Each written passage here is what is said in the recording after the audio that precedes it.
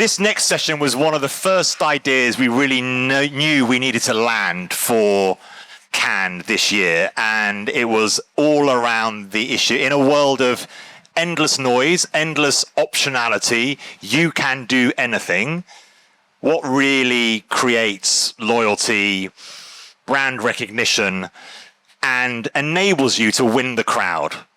And we have a great panel here to discuss everything from FIFA World Cup to racing Frankfurters, sorry, Todd. Now, Frankfurters in America, for our non-American friends here, including me, are called wieners. It's true. So there's going to be a lot of wiener chat on the stage for the next half hour. So forgive us, because we are talking about Frankfurters. I can see Sam at the back there, colleague from Fortune, sniggering because the British snigger at double entendres, because we love a double entendre. But thank you so much, all of you, for coming. Emily Ketchen walked in the 90th minute, maybe plus 4 minutes of extra time in the coolest way imaginable. Thank you for making it after your own activation today along La Croisette. Thank you very much. CMO for Lenovo. Yes, glad to have you with us. Yeah. Toby Craig, CCO of Man United. We both, well, I support a different team, so we might get into that later. It's a little bit of, as we've been arranging this, we've been mostly telling each other how bad our own teams are. Stephanie Latham, VP Global Brand Partnerships and Advertising for Roblox. And Robert, and thank you so much as well for supporting this event and being engaged in the idea of winning the crowd, because you bring, to wrap it right round to the beginning, the first person on stage was Stad Guy. We have to understand different audiences and different ways of communicating, because some of us on this panel are a little bit older than others. And it's important that we understand generational differentiation. So we're really glad to, A, have you here, but also thank you for supporting Fortune and this event. Thank you. Really glad to have you. And Todd, we're going to have so much fun. Todd Kaplan. Can't wait. CMO of North America. Wiener racing ahead. Okay. Wait, can we congratulate Todd Can we please first? congratulate him? He's got the best shoes. Yes. He's got tell us why you're wearing Todd, why are you wearing those shoes? We won a Grand Prix yesterday for no some big work deal. on Just a little Brilliant. thing. It's a little thing, yeah. A round of applause. Thank you. I thought Very excited. when I saw Todd, I Amazing. thought it meant he'd run a marathon sub 3 hours. That's But it, yeah. he tells me no, it was just Definitely it was not. some brand gig. Exactly. Cool. Thank So, you. Emily, and then at the end we'll all be able to share a lovely glass of something together. So thank you so much for being with us for this last session. So Emily, let me come to you first and to Lenovo.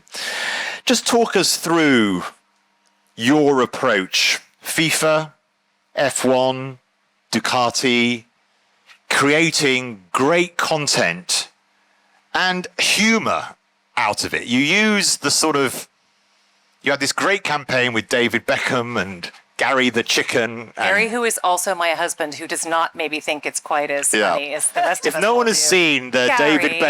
David Beckham Lenovo content around Gary the Chicken, please do go and have a look. But from a Lenovo point of view, winning the crowd through sport partnerships, just give us the journey about what you can achieve with the types of partnerships that you're building. Yeah. So thank you for the question, and thank you for that wonderful introduction. It's great to be here this afternoon. So I think we can all agree that the world is a little bit at odds with itself. And so one of the things that we have observed from a cultural perspective is that sport is the great unifier. Whether you support the same team or you don't, you can talk about it and have fun about it and kind of joke. So I think from my perspective, the perfect intersection for us is one that combines sports and performance to really talk about the elements of our brand that we want to bring to the fore. So let's just take a look at the F1, the world's most technical sport. What a perfect place for us to be able to tell those brand stories and bring in our communities and our audiences to think through how it is that we power something like that. Likewise, you take FIFA, i.e. World Cup, match 45 today. We're in the thick of it. And it's the world's most popular sport, right? And so on the last day of the finals, it'll be something like, I don't know, 7 billion people watching. And so what better place for us to be at as a brand? But I also think the value of the stories comes from the technology that we bring to bear. So FIFA, for example, has never had a technology partner ever before. And I'm excited to tell you some of the stories about some of the things that we've done to enhance the fan experience. I know that will come next, but that has a lot to do with the strategy that we put forth to really be able to use sports as a place to drive community and authenticity around our brand and its role in both of those as an example. Emily, how do you choose? There are lots of huge sporting moments, and there are a lot of very important smaller sporting moments. You have a huge amount of optionality. You have gone big. It's like go big or go home. How do you choose which ones of all the myriad of things you could choose to do? You could be at FIFA World Cup. You could be at Super Bowl. Todd will come back to that in a bit in this conversation. What's your choice mechanism, your architecture for which is the right community? I would say that architecture is anchored deeply to insights. So where are the customers that I am trying to reach? And I see you nodding because I think that's exactly right. So for example, you take a look at F1. We are all about connecting with CIOs and senior IT decision makers who are also fans of that particular sport. So that's a place where they are naturally. They love it. They gravitate towards it. It is where they are. And when we can tell our brand stories about the things that we do to fuel F1, it makes it very synergistic. The World Cup is all about reaching millions and millions and billions of fans. And so the criteria for that one was really around how do we tell an authentic story with, I would say, the opportunity for us to be the very first ever technology partner of FIFA means that we get to set the bar on what good looks like. And I think that had a lot to do with why we made that choice. We also are sponsors of Ducati. Thank you for mentioning that. In that instantiation, it's the team.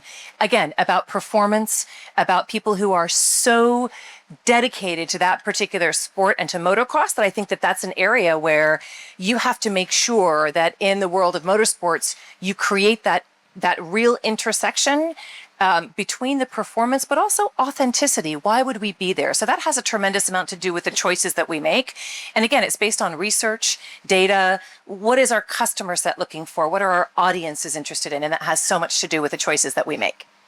Thanks so much, Emily. Stephanie, can I come to you around how you are seeing sports partnerships? Because it's more about people joining your platform to create digital versions of amazing sporting moments and having the gamification and the game systems you have.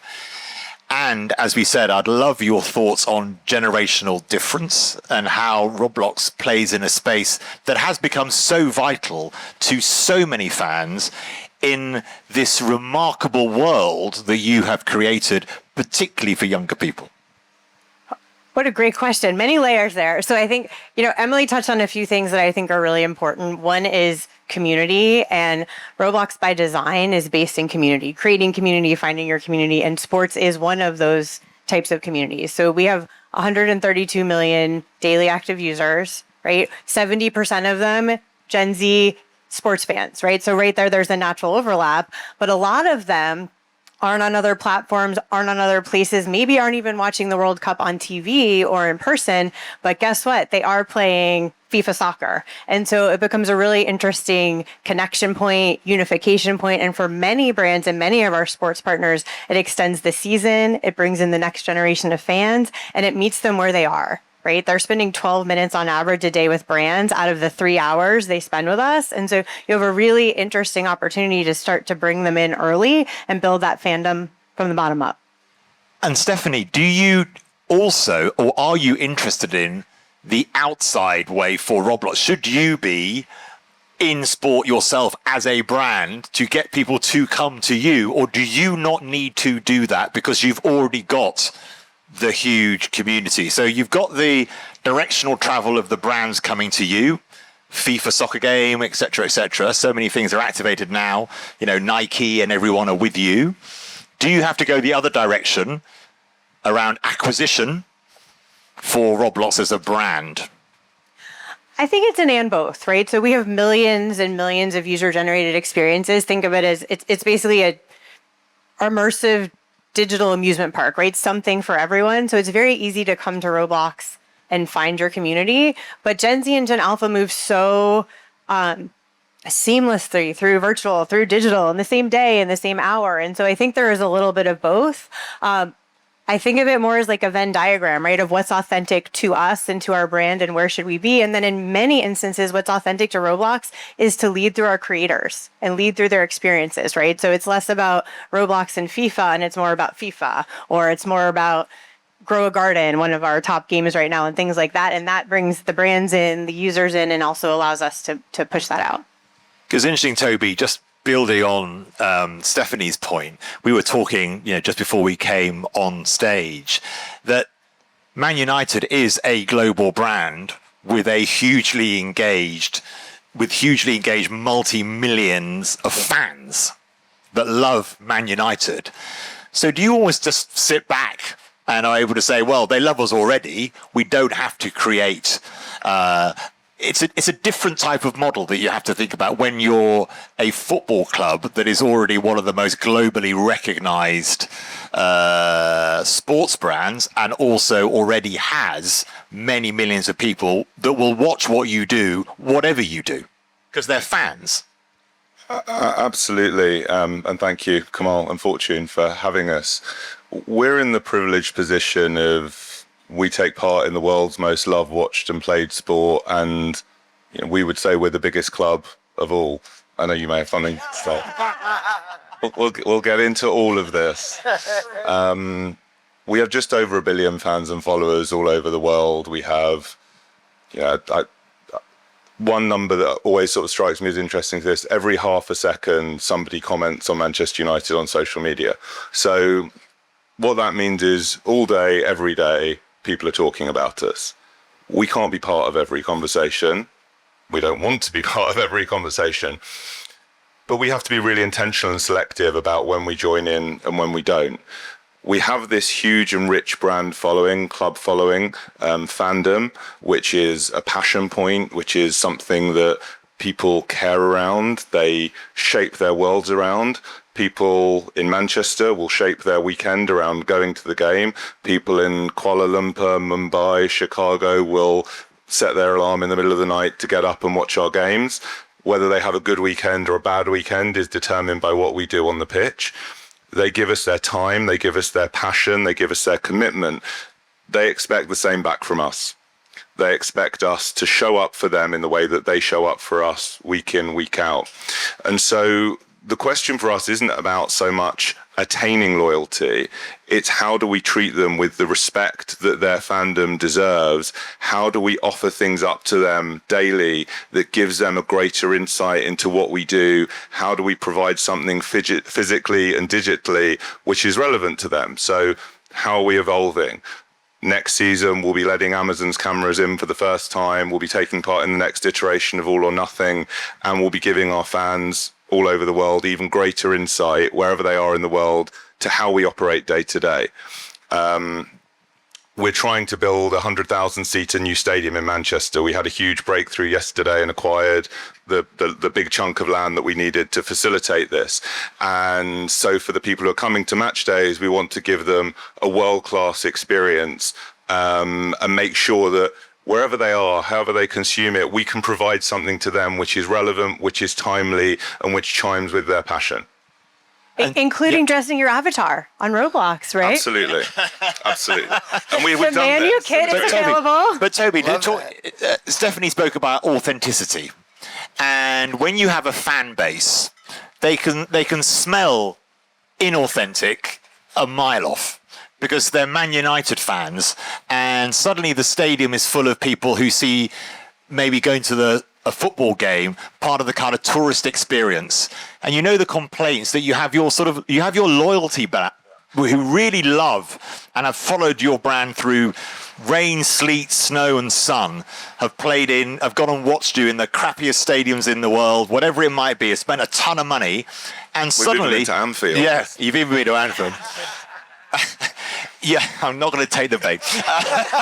Otherwise, this will be a whole different panel. But the point But the point, stay on focus. But the point, but the point is that you have to be careful around not irritating that really core group of people who want to see a football game and they want the songs, they want the passion, they want that moment. They don't want 50 people sitting next to them who are on a tourism route around the UK, which happens to have Old Trafford alongside Edinburgh Castle and Westminster Abbey. Absolutely, and that is sacrosanct. And the 75,000 people who come to Old Trafford and watch the games will always be a balance between those sitting in the Stretford end having the most authentic, incredible experience in football, and people who have a once-in-a-lifetime opportunity to come and visit Old Trafford. And we will always try and make sure that our season ticket holders are the most easy to access in the ground. But then also, we've got great partners like Elevate who are giving one-off hospitality experiences, opportunities to go and have pictures on the pitch before or after the game. There's room for all of it, but you're right. You have to be authentic, and we've talked a little bit about sports partnerships from the brand side, from the rights holder side. We want to have relationships where the brands who work with us have access to our billion fans around the world, but also activate in an authentic way. So, our principal partner, Snapdragon's on the front of our shirt. We shoot a lot of our content through Snapdragon devices. We create things that are of value to fans. Fans lean into it. They recognize it. In the first half of last season, we did $500 million of value with Snapdragon. That's 74 Super Bowl ads. That's 17 years in Times Square. And this is from the global appeal of the Premier League and the global appeal of Manchester United. But you have to be real. Todd, Yeah. you had Kraft Heinz, but also PepsiCo. You reinvented PepsiCo, the brand, using the Super Bowl as part of that. How does winning the crowd and sport fit into how Kraft Heinz are now thinking about the connections with the people who buy your products? Yeah, I think it's a great question, because I think when you think of a lot of these legacy brands like Kraft Heinz, for those who don't know, in North America, we have 70 brands across 50 different categories. And a lot of these brands are 100, 150 years old, true legacy brands. And so similar to PepsiCo, where it's like the idea isn't just to slap on a logo and say presented by X, even though that's how everybody likes to sell and cut up the industry and sell things to us. Everyone's heard of these brands. We have 96% household penetration. Brands like Heinz, brands like Philadelphia cream cheese. These are brands that, it's a gift from these brands. The opportunity area and the connection points around relevance and around what's going to make these brands relevant today. And sports is such a wonderful mechanism because you have the passion points, which we've discussed about. And right now, as you look at the media landscape as well, live sports is the last great lean in moment. You look what's happening with the World Cup now. If you see the New York Knicks, the things that just happened, the fandom, the connectivity and tribalism around sports in general. And if you can find a way to organically, authentically connect, and we have a lot of brands like, guess what? People eat Heinz in the stadium, and they have Heinz at their home when they're eating French fries or grilling out or whatever it is. And so finding ways to drive those authentic connections and the right sports in the moments that matter, but doing so in relevant ways is what we've been focused on. So it's not about just, hey, be there as the official whatever of whatever, which is great, and there is value and authenticity to that point. And then what's the so what? What are you going to do with it? What's the creative idea and the execution? We've done a lot of really fun things. Like on Heinz, we just recently sponsored the NFL across about 20 of our brands, but the NFL draft just happened in Pittsburgh, which is the birthplace of Heinz this past year. Rather than just, again, be on the logo trains and all that, we went with the 57th pick. So everyone knows this Heinz 57. And normally on day 2 of the draft, no one cares. Everyone's like, yeah, they're not going to start. It's some lineman, some center, some guy that's a role player or whatever. And we said, no, we're going to create the 57th pick and have a moment to make it Mr. 57, where we gave the 57th pick a red jacket, a lifetime supply of ketchup, an endorsement deal with Heinz. And suddenly everyone's talking about day 2 on the draft and Mr. 57 and how can we do, and it just becomes this moment that, again, showing up in an authentic way, unique to our brand, that only our brand could play in that way, is just one of many examples of things we're doing. Tell us about the Indy 500, because I need to get us there. Because you often, we've had this red thread through all of our conversations today. You have to watch sometimes for the serendipitous moment. You don't know what is going to take off at times. Yeah. And you may have to try 10, 20, 30 things. Yeah. And the thing you least imagined could take off, takes off. And the Indy 500 is a story that became not the highest trending topic in the US, but the highest trending social media topic globally. Just talk us through what happened with that. Yeah, so we have this brand, another iconic brand in our portfolio called Oscar Mayer. And for those who don't know, it's a storied meats brand. It's been around for well over 100 years in North America.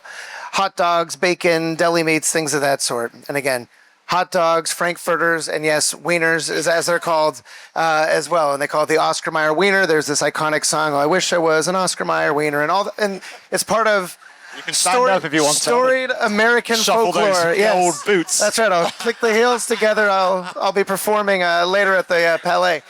But the But so what's interesting is, and a lot of these ideas are serendipitous. So we're talking about, what are the salient moments that are relevant for our brands? And so in North America, there are certain days of the year that are big grilling days in the backyard where everyone wants to have a cookout. One is Memorial Day weekend, which is the start of the summer, and everybody stocks up on hot dogs, ketchup, burgers. They have people over, they're grilling and barbecuing. And also, we notice that weekend is the Indy 500, one of the biggest race days of the year at the famed Indianapolis Motor Speedway. And we have this storied asset on Oscar Mayer called the Wienermobile. I don't know if you know it. It's basically a 70-foot hot dog on wheels. And we have about 6 of them. They tour around the country. They started after the Great Depression in North America as a way to kind of bring joy. They used to hand out these weenie whistles to people. And it was like a thing. And again, American history is wonderful, just so you all know. We love our country. But so at the end of the day, these things are iconic and everybody loves the Wienermobiles. And so we said, hey, well, is there a world where we could approach the Indy 500 and say, would they let us race our 6 Wienermobiles? Todd, can I just pause you there? Yes. You say, hey, we just thought. Tell me how did you just think? Because I think How we the came up with it. creativity Yeah. in this era of AI, and let's make Agentic do things. Yes. Agentic is not going to sit there and think, hey, do you think we could use these Wienermobiles to do the Indy 500? It kind of was. No, So how did you get there? Tell me that. I've started to instill a lot of at Kraft Heinz this idea. I call it collaborativity.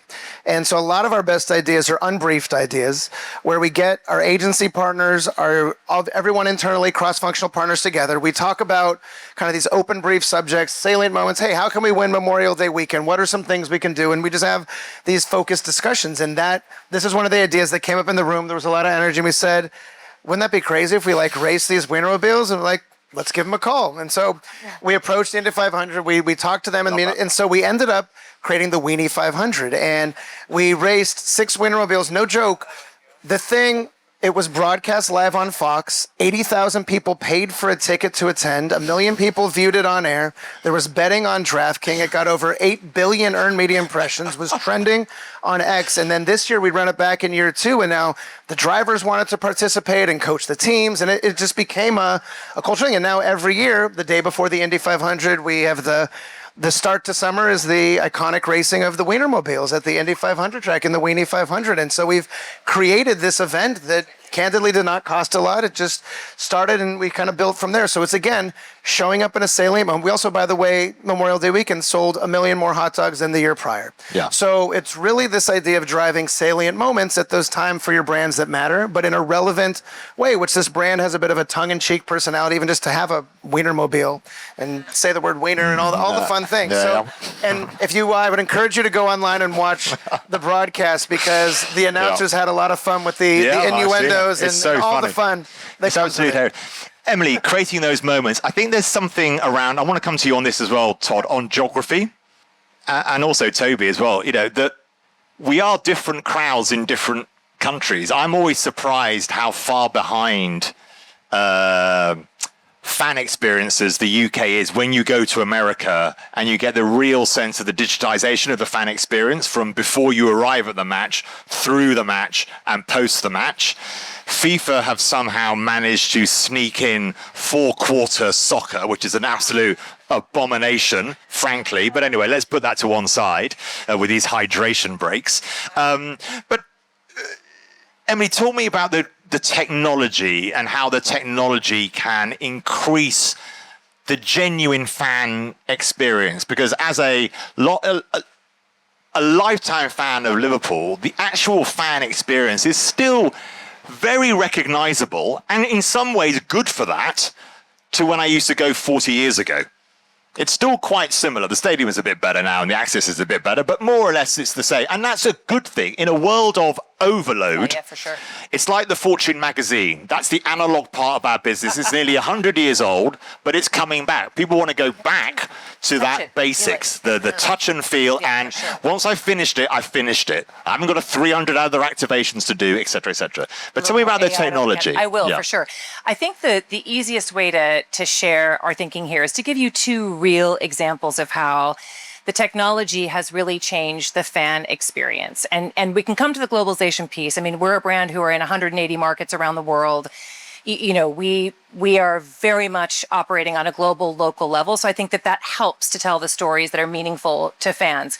So the first example I will give you is that when referees are doing a playback or the video assisted referee, right, they're looking at what has happened and they're going to make a call. And heretofore, those images have largely been blob-like. They really haven't been very human. And so we took it upon ourselves to scan in every single one of the players in all 48 of the teams to demonstrate every single one of their dimensions in a 3D avatar that we brought to you. So it's the exact length of their arm, the exact size of their foot. So when the fan sees the replay, they see the 3D avatar. They don't see an imaginatory kind of blob that is perhaps a facsimile, and it's also much more accurate for the refs. And so that's been a great way to bring that experience right to the fan, right in your home, or right up on the Jumbotron or wherever you may be. So that's been a great way to truly demonstrate how our technology has powered these existing experiences. The second one that I'd love to tell you about is, you know, the refs, they all have the camera, right? And so what are refs doing more than almost anyone else in the entire game? Hit me. You all are here for a sports panel. Tell me, what are they doing? They're running.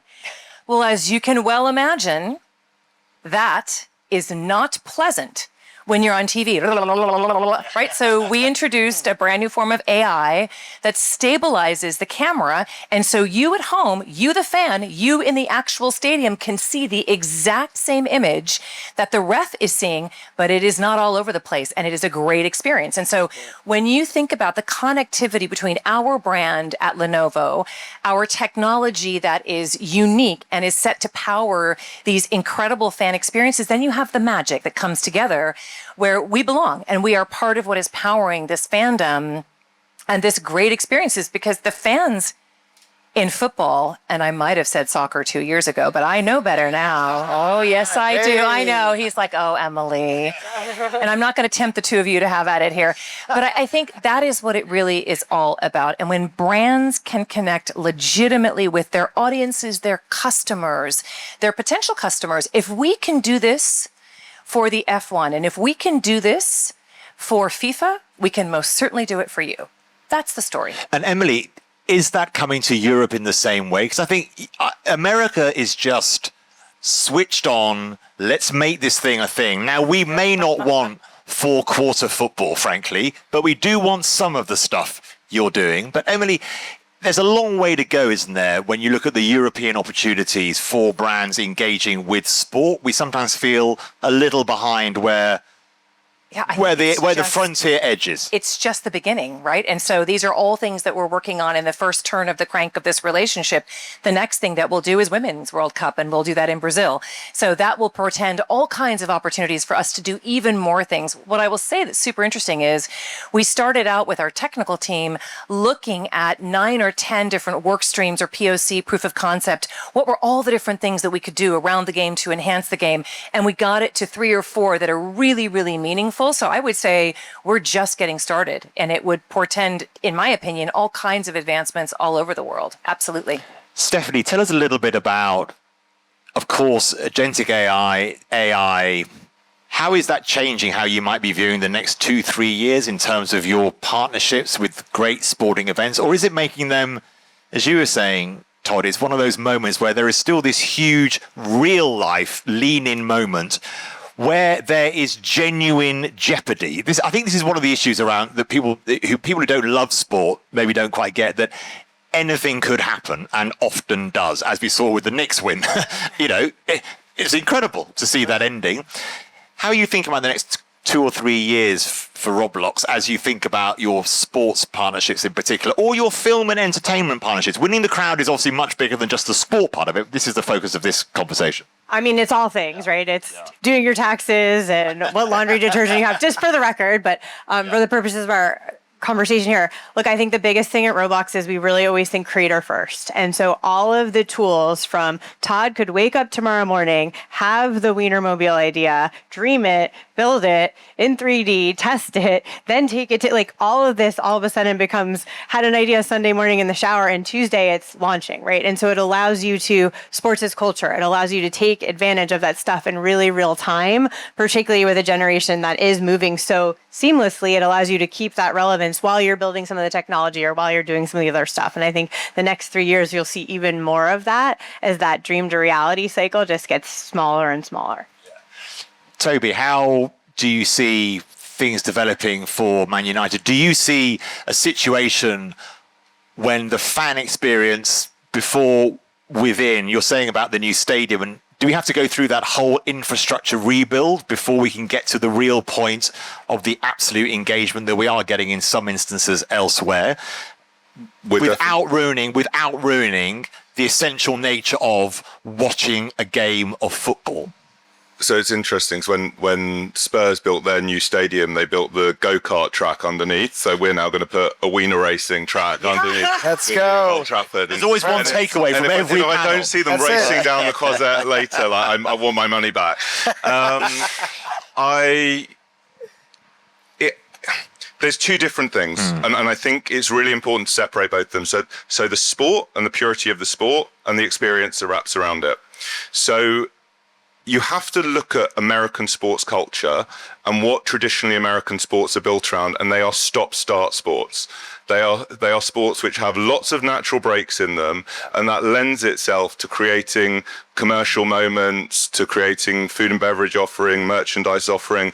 I've never met a football fan who said what we really need is more ad breaks. Yeah. So you go all moments with VAR, and you go to an NFL game, you have an amazing experience. It's a great sport. You go to a baseball game, you have but I could go today to a baseball. I don't know if I'm going to be home by Saturday. Yeah. Like it could go on forever. However, the beauty of football is you go, the game is 90 minutes. You know when you leave, you know when you come home. We're a 148-year-old football club. The basic rules of football haven't really changed in that time. Yes, it evolves, but there is something about the enduring global appeal of 11 against 11, whether it's men against men, women against women, girls against girls, boys against boys. All over the world, people are playing this, and you can recreate in your local park what you see in a stadium. It doesn't mean that we can't create a world-class hospitality experience. It doesn't mean that there aren't always things that we could learn and things that we could improve. But what we have to resist at all costs is changing the game to accommodate more moments that we can sell, because that isn't real and that isn't what fans want. So we have to be creative and think about what are the moments around what we have already where authentically we can add value. So, Todd, you have to tread delicately, don't you?